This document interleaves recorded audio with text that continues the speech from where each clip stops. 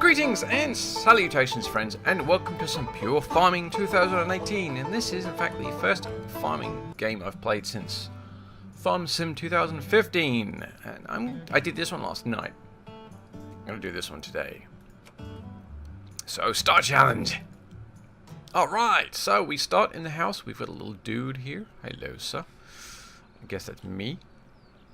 Luckily, I'm fit, so I can run, which is handy because walking is diabolically slow. So, first thing to do, get in the tractor, clearly. Beep beep. Alright, change the camera view. The steering wheel turns really fast. Look at that. That's just... no. That's not a thing. So, I want to get to this guy here. Oh, the mirrors don't work. What the hell? What's the point in mirrors if they don't work? Alright, luckily I have a neck like an owl. So we will attach the rear device, or trailer as it's called. Look, check this out, ready? See, I can dislocate my neck, it's awesome. One thing I did notice the other day while I was playing was, A, you can't zoom in and out. I'm using the mouse, trying to use the mouse wheel. B, none of these buttons are interactable. Which, again, brings me back to my, you really want to use the word simulator to describe this? I don't think so. This is definitely more of an arcadey feel than a simulator feel. There are so many things in this that take away from the idea of it being a simulator. I mean, it's a great game, it's a lot of fun, but you know what, that camera view just doesn't work for me since it's... potatoes. So we have to go put these potatoes down. Which way around to do this field? I think I want to do lengthways, so we'll start at the very end here. Okay. I'm going to put the markers down.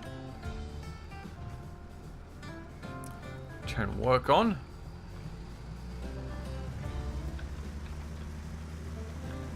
And away we go.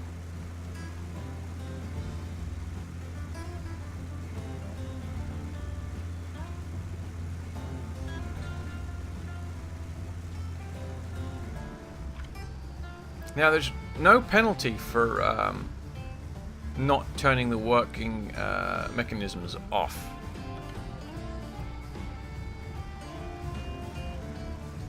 Which is a bit odd, I feel. So when I was harvesting the wheat last night, I was just leaving the thing running whilst I was doing my corners. And it was perfectly fine with it, which is, no, that's not a thing. Oh god, we're all wiggly. I actually think there's absolutely no point in running the markers. I don't know, I just feel like a lot of companies or a lot of people or developers use the word simulator to provoke more sales. And I'm not saying that it's done with any kind of malice in mind. You know, it could be that this is just an early iteration of the game and the devs want genuine feedback from the community so they know which direction they need to take it in to turn it into what the people want to play. Because as we saw with what was it, 2017. Now, I didn't buy Farm Sim 2017 because there was no need to. I owned 2015, and frankly 2016 and 2017 were exactly the same thing, vanilla.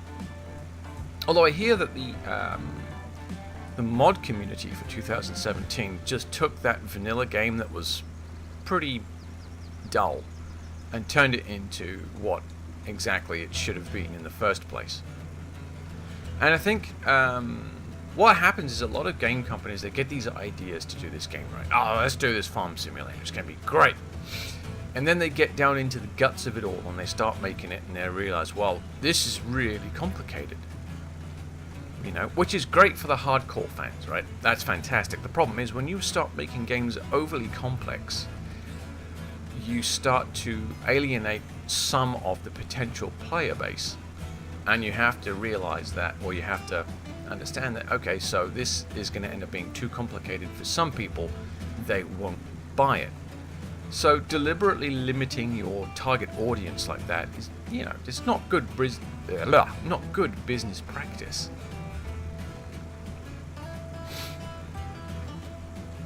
So, you know, I get the feeling that a lot of companies turn around and say, well, let's make something that everybody can play, but we'll, you know, we'll give the community tools to make it harder for those people that want it harder. If that makes sense. Does that make sense? I think that makes sense.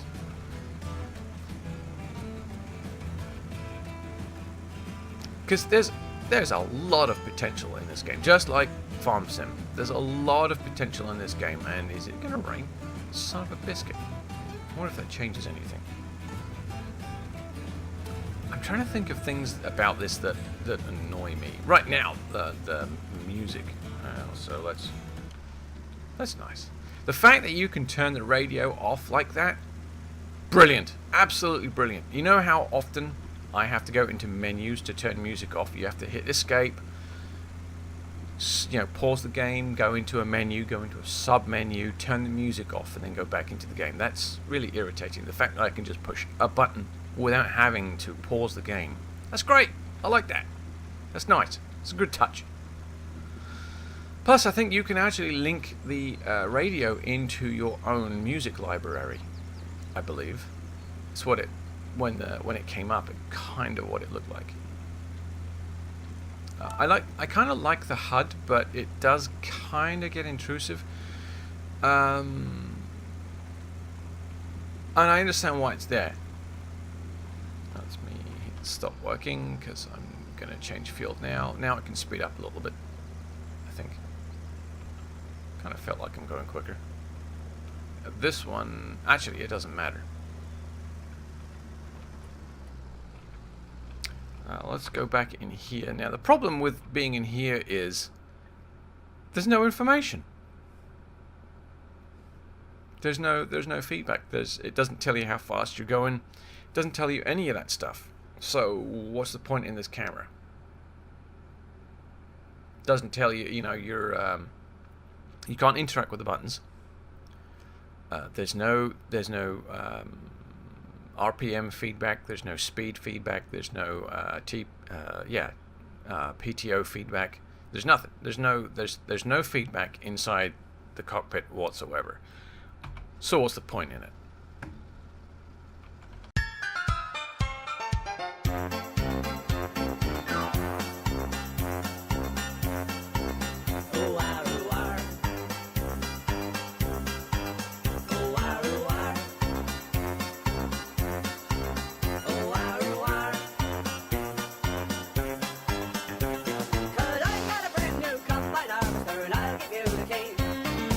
Come on now, let's get together in perfect harmony.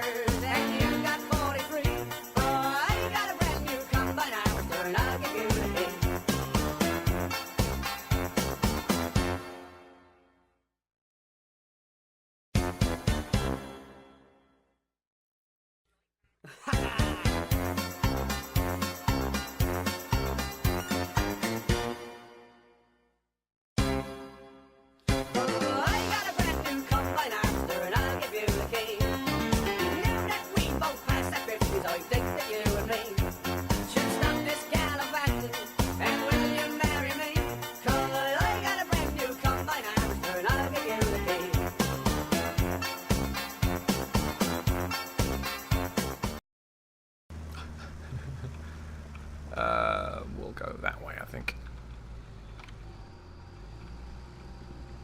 Oh, this will lay backwards. Nice.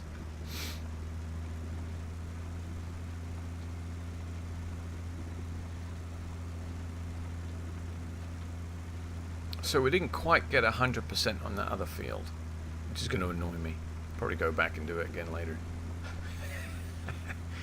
Actually, if I have time, I'll go back and hit those missing spots, but I just want to get this done.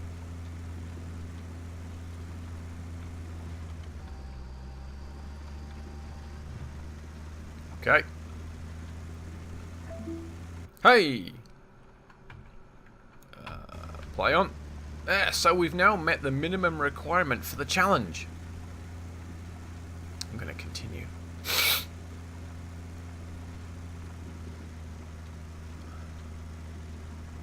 It was actually rather easy, to be honest. Although I get the point. I get the point. It's a challenge, but it's also teaching you, you know, how to run your equipment in efficient manners. Can't see through the tree. There we go. So the lights come on. That's nice. The beacon lights don't come on. The beacon lights seem to be an afterthought. Like they're not lights. Challenge 1. There we go. I finished. With 3 minutes and 43 seconds to spare and a lot of wasted potatoes. Yeah, that's pretty cool. Okay. Well, that is the potato challenge on Pure Farming 2018 done. And this is the 1.1.1 update.